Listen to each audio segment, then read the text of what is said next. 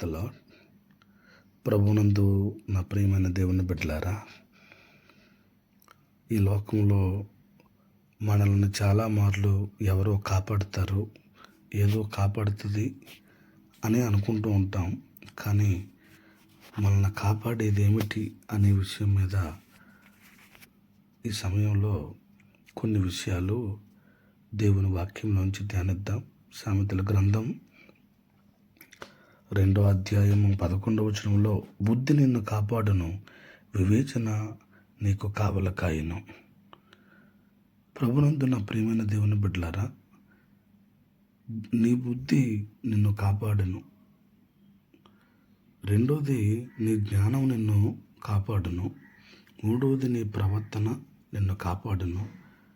నాలుగవది, కృపాసత్యములు నిన్ను కాపాడును. ఆఖరిగా ఐదోది, యేసు రక్తం నిన్ను నన్ను కాపాడును. నీ బుద్ధి నిన్ను కాపాడును అన్న మొట్టమొదట విషయాన్ని మనం లోతుగా ఆలోచన చేస్తే, బుద్ధి జ్ఞానములు సర్వసంపదలు ఆయన యందే గుప్తములై ఉన్నాయి. కొలస్సీ 2:3 ప్రకారం మీరు నేను దేవుని వాక్యాన్ని బహులోతుగా ధ్యానించినప్పుడు నీకు నాకు బుద్ధి వస్తుంది. ఆ బుద్ధి ప్రభు చిత్తం నెరవేర్చేదిగా ఈ లోక మాలిన్యమును అసహించుకొని ఆయన కొరకు బ్రతికేలా చేస్తుందని నేను ప్రభు పేరట మీకు తెలియజేస్తున్నాను. నీ జ్ఞానం నిన్ను కాపాడును. రెండో విషయం, లోక జ్ఞానం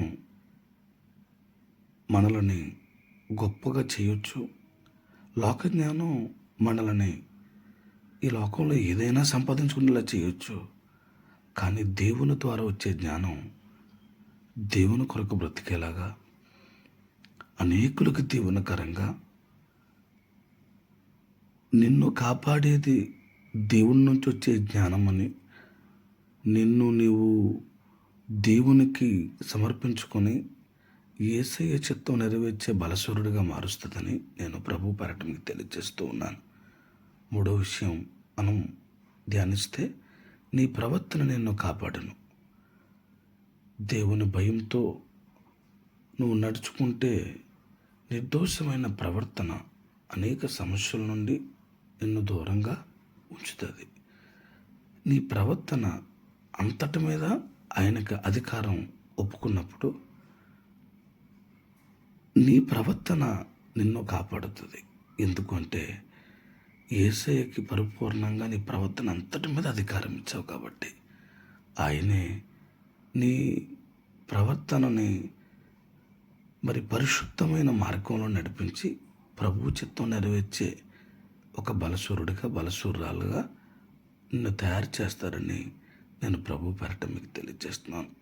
నాలుగో విషయాన్ని మనం ధ్యానిస్తే, కృపాసత్యములు నిన్ను కాపాడును. కృపాసత్యములు నిన్ను కాపాడుననే ఈ మాటను మనం ఒక్కమారు ఆలోచన చేస్తే, దేవుని కృప మరియు సత్యములు ఎల్లప్పుడూ నీకు తోడుగా ఉండి అన్ని పరిస్థితుల్లో నిన్ను రక్షిస్తాయి. ఏ స్థితిలోనైనా ఆయన కృప సత్యములు నిన్ను కాపాడుతాయి. ఆయన కృపను ధ్యానించుకున్నప్పుడు, సత్యమై ఉన్న యేసు ప్రభువుని ధ్యానించుకున్నప్పుడు ఆయన నిన్ను సంరక్షించి ఆయన చిత్తంలో నీవు ఆయన మార్గం, ఆయన జీవం, ఆయన సత్యం ప్రకటించి ప్రభు కొరకు బ్రతికేలాగా నిన్ను కాపాడి ఆయన మార్గంలో నడిపిస్తాయని నేను ప్రభు పేరట మీకు తెలియజేస్తున్నాను. ఇంకా ఐదవ విషయం, నిన్ను కాపాడేది ఏమిటి అంటే, ఐదవది, యేసు రక్తం మనల్ని కాపాడుతుంది. మన పాపములన్నిటి నుండి మనల్ని పవిత్రులుగా చేసి నిత్య జీవముకు నడిపించేది యేసుక్రీస్తు అమూల్యమైన రక్తమే. యేసుక్రీస్తు రక్తం పరిశుద్ధమైనది, పవిత్రమైనది. ఆ పవిత్రమైన యేసయ్య రక్తం ద్వారా మీకు నాకు రక్షణ కలిగి ఉన్నది.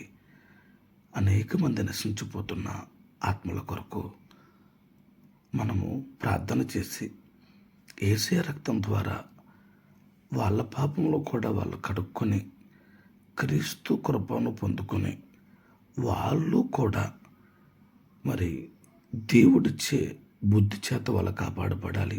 దేవుడిచ్చే జ్ఞానం చేత కాపాడబడాలి. దేవుని అధికారానికి వాళ్ళ బ్రతుకులు అప్పగించుకొని వాళ్ళ ప్రవర్తన ద్వారా వాళ్ళు కాపాడబడాలి.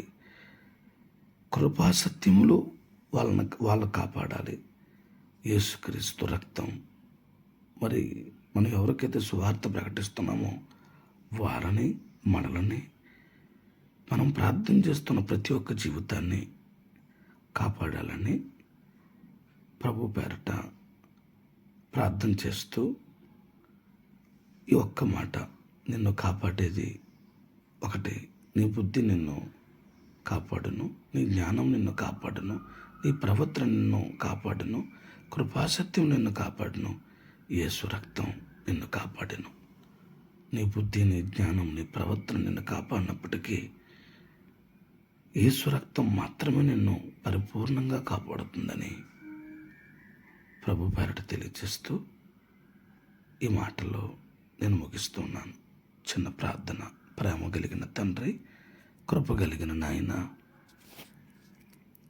నిన్ను ఏది కాపాడుతుంది అనే విషయాన్ని ఈ సమయంలో మీరు మాతో చాలా స్పష్టంగా మాట్లాడారు. నాయన, బుద్ధి నిన్ను కాపాడుతుందని, వివేచన నీకు కావలుగా ఉంటుందని సామెతల గ్రంథము 2వ అధ్యాయం 11వ వచనంలో ఎంతో స్పష్టంగా మాకు తెలియజేశారు. దానిని బట్టి నీకు మహిమ, ఘనత, ప్రభావములు చెల్లిస్తూ ఉన్నాను. ప్రభా, బుద్ధి జ్ఞానములు సర్వసంపదలు నీ యందే గుప్తములై ఉన్నాన్న నీ మాట నిరంతరం మేము జ్ఞాపకం చేసుకొని నీ కొరకు ఎదిగి వర్ధిల్లే కృప మాకు దయచేసి నీ చిత్తం నెరవేర్చు బలసూరులుగా మమ్మల్ని మార్చమని యేసు పుణ్యనామంలో అడిగి వేడుకుంటున్నాము పరమ తండ్రి. ఆమేన్, ఆమేన్, ఆమేన్.